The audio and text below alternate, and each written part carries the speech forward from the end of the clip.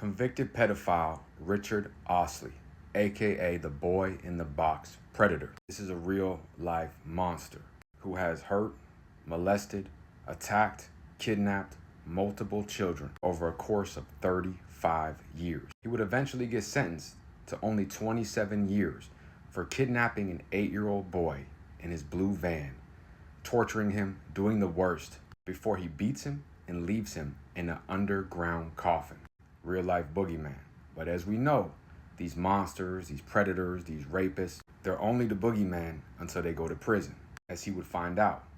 Though it took almost 15 years, literally 2 years before he was expected to be released. An inmate who was brutally molested as a child will be put in his cell after many attempts to say, "Do not put me in his cell, I will kill him." Brutally beat and strangled this chomo to death. This is one of the worst cases that I've covered as far as child predators go. The video I have of this guy being interviewed in prison, he's blaming the child. Check this out. My life is over. He saw to that.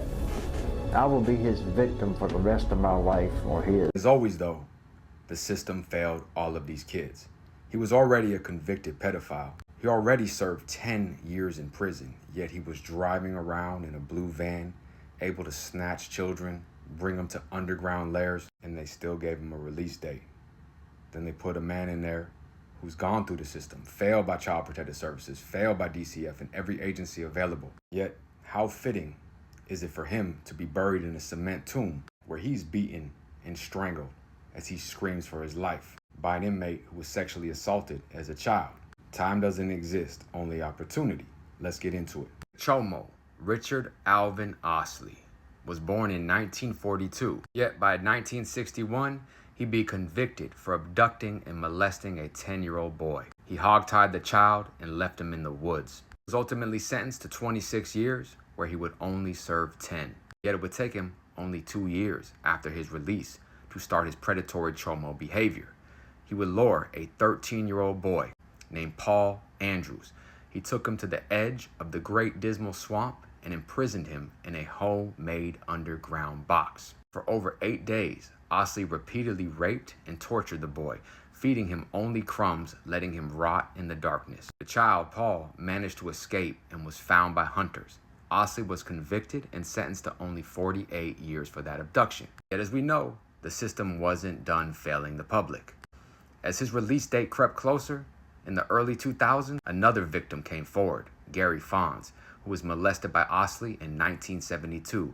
Ausley pleaded no contest and got an extra 5 years, where he'd still be out in early 2000, as his projected release date was March 2007. Yes, he was getting game time and was eligible to go home in the next 2 years. The state even tried to civilly commit him under a new sexually violent predator law, but the paperwork wasn't finished. He was going to get out unless something or someone stopped him. The sexually violent predator law means is when you get these chomos that literally do this for a living, that's all they do is hurt children, and they keep releasing them to society. His victim, the 13-year-old boy that was held in the box, yeah, he put this law in and got it passed, where these chomos, these predators, these rapists, who we all know are going to offend and hurt our children again, they would be held in an institution indefinitely until cleared by certain mental health staff. As we know, that means absolutely shit. Keep it real. I mean, this man should have never been out. He's locking children in a box underground that are 10 years old, and he got out in 10 years? No parole, no checking in with anybody, no monitoring him. He's just driving around in a blue van with a box buried near his house. I mean, if that doesn't tell you that there's nobody that's going to protect your kids but yourself. Meet Dewey Venable, far from a saint, doing 18 years for carjacking and armed robbery. However, deep inside, he carried his own demons, child abuse. He was molested by adults who never paid the price. So when prison officials told him he'd be moved into a cell with a convicted child predator, he literally begged the staff to not be housed with a chomo, especially one like Ausley. He told the staff, "Do not put me in with a child molester." So like Department Corrections do, ask and you will not receive. What they heard was, "I will kill a child molester." Who's the worst one we have here? Hey, put him in the cell with him. Sometimes that's a code that inmates will say, "Hey, don't put me in there," to kind of clean up their appeal or whatnot. Everybody has plausible deniability. Regardless, In his mind, this chomo had to go. The public was scared. The officers are thinking in their head, we have to release this piece of shit to our public. And I know sometimes I go hard on the COs. However, they're thinking just like us. This dude's gonna come out near our families, our wives, our kids, our schools. That would take us to the night of January 13th, 2004. Prison staff did their final checks around 10 p.m. Yet by 10:30 p.m., Richard Ausley, the chomo, was dead. He had been strangled to death and beaten so badly he was unrecognizable. Officers later described his face and torso as crushed, with extensive blunt force trauma that left him completely disfigured. It wasn't just rage, it was symbolic, the kind of rage that was built up for decades. For some reason, every time something happens to the chomos, no alarms were raised, no fight was heard, and he had been dead in the cell for at least 30 to 45 minutes before staff realized something was wrong during a routine late check. When officers entered the cell and found the chomo Ausley's body, Venable stood calmly nearby.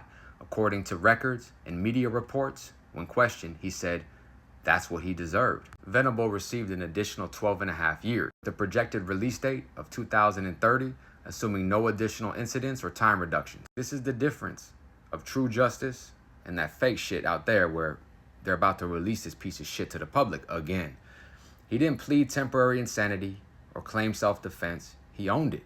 He told investigators the chomo Ausley got what he deserved, showed zero remorse. He had even reportedly warned the prison not to house him with a child molester due to his own history of being abused, but they ignored the warning. Or they listened to the warning.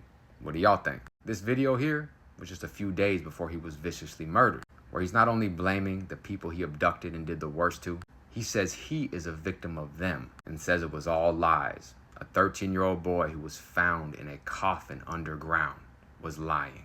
Happened to him He 30 was going to years go to the ago. public. Check this out. I did. He's not maimed, he's not crippled, he's alive. The victims, the families, everybody was panicking when they found out he was about to go home in less than 2 years. They even hit him with a new charge, kidnapping, sexual battery on a minor, and they only added 5 years to his sentence. In the end, the courts failed the children, the system failed the children, but somebody that was completely failed by that same system would ultimately save the community and get justice for all these children and protect so many other from this piece of shit. That's all I could call him. Stay out, stay free. Us.